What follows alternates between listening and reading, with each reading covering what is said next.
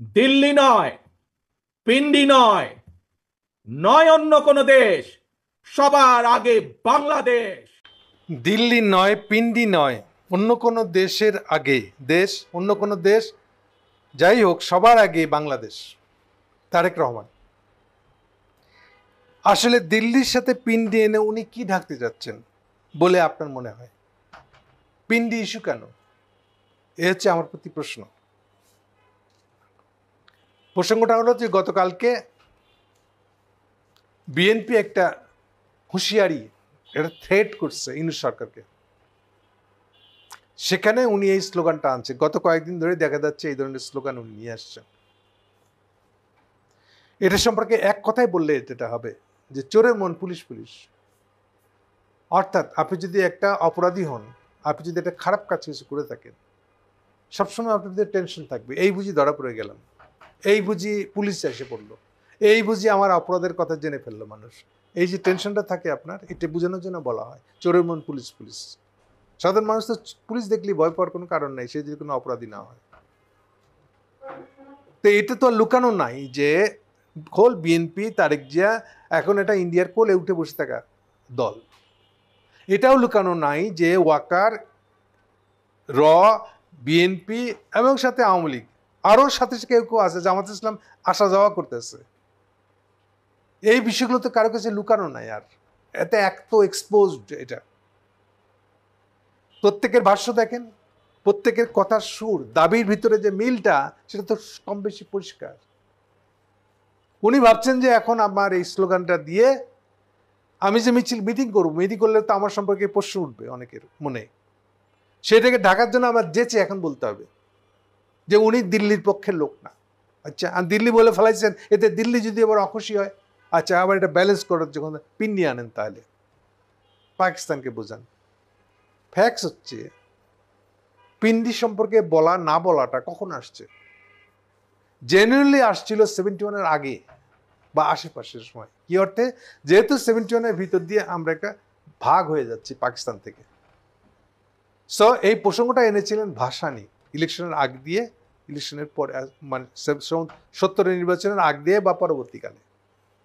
তখন এটা একটা বাস্তবতা ছিল, বাস্তবে এটার দরকার ছিল। পরবর্তীকালে যখন আমরা পাকিস্তান থেকে আলাদাই হয়ে গেছি, তখন আর পিন্ডি আমাদের কাছে কোনো ইস্যু না।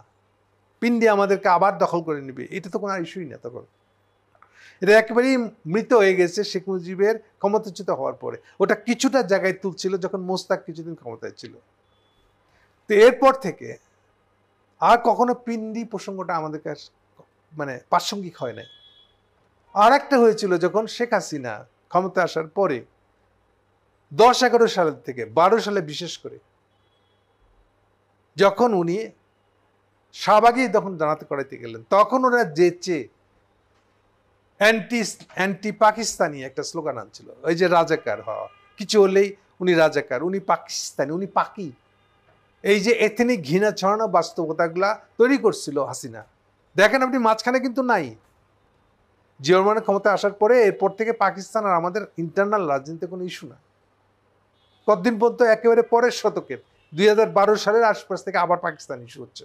সবচেয়ে বেশি পাকিস্তান ইস্যু হচ্ছে আবার মোদি ক্ষমতা আসার পরে 14 সালে। কারণ মোদির দরকার আবার পাকিস্তানের বিরোধিতার কথা বলে ইসলাম বিরোধী একটা সেন্টিমেন্ট তৈরি করে হিন্দুদের ভোট নেওয়া, এটি তো হিন্দুত্ববাদ। ফলে তখন আবার একটা অ্যান্টি পাকিস্তানি সেন্টিমেন্ট তোলা মোদির দরকার ছিল। ওইটার আসর পড়ছিল হাসিনার উপরে। ফলে সেও তার এই শাহবাগ মার্কা কাহিনীর কারণে, সাফাইয়ের কারণে, তখন সে অনেক বেশি করে পিন্ডিও বলতো না, আসলে পাকিস্তানি বলতো বেশি করে। কাজে পিন্ডি এখন তুলে আনার একটাই কারণ, টু স্যাটিসফাই ইন্ডিয়া।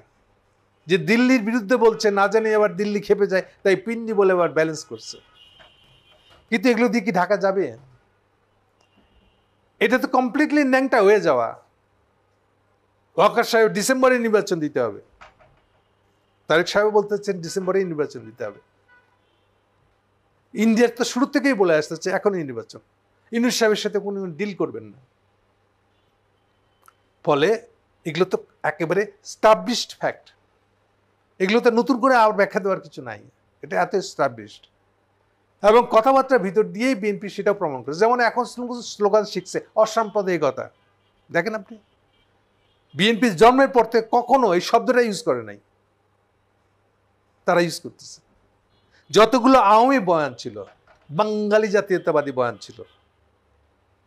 বিএনপি কখনোই বাঙালি জাতীয়তাবাদের দল ছিল না, এটা বাংলাদেশি জাতীয়তাবাদ। শুরু থেকে কিন্তু জিয়া রহমান বলতেছে, এই প্রথম তারেক জিয়া এসে এর ভিতরে বাঙালি জাতীয়তাবাদ ঢুকাচ্ছে, বাঙালি জাতীয়তাবাদের বয়ানটা তার দলের বয়ান হিসেবে হাজির করতেছে। সমানে আওয়ামী লীগের মতন করে অ্যান্টি জামাত স্লোগান তুলছে। ফ্যাক্টস হলো জামাত আর সে একই সঙ্গে কম্পিট করতেছে, কে কার আগে কত ভালোভাবে রয়ের গলা জড়া ধরতে পারবে। আর বাইরে হুজুগ তুলতেছে তারা জামাত বিরোধী। সো এগুলা সিম্পলি ওই যেটা দিয়ে শুরু করেছিলাম, সেটা হলো যে চোরের মন সবসময় পুলিশ পুলিশ করে, এই পুলিশ আসলো বোধ হয়, এই বুঝে আমি ধরা পড়ে গেলাম, এই বুঝে আমার মনের কথাটা বুঝতে পেরে গেল।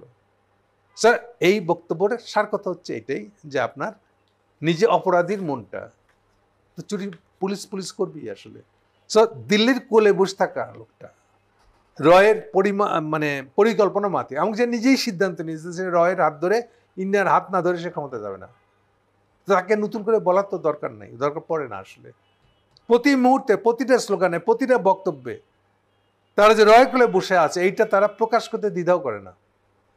কে কে মানলো না মানলো কিচ্ছু সে জানে।